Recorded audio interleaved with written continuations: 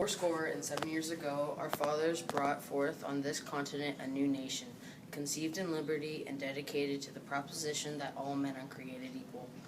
Now we are engaged in a great civil war, testing whether that nation or any nation so conceived and so dedicated can long endure.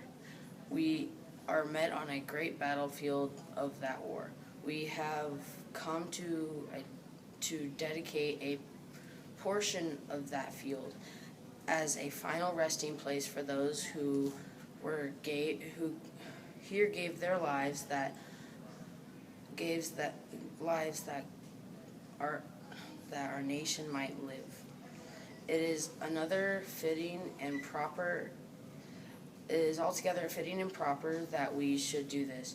But in a larger sense, we cannot dedicate, we cannot consecrate, we cannot hallow this ground.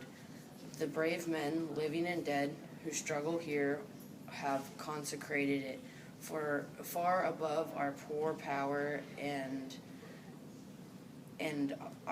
or detract.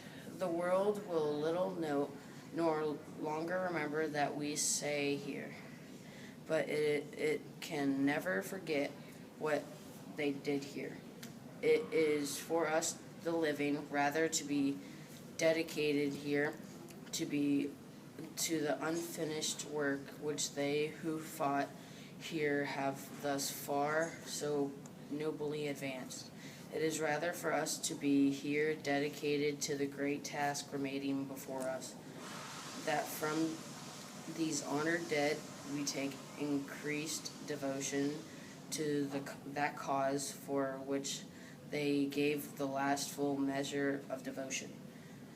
That we here highly resolve that these deaths shall not have died in vain, that this nation under God shall have a new birth of freedom, and this government of the people, by the people, for the people, shall not perish from the earth.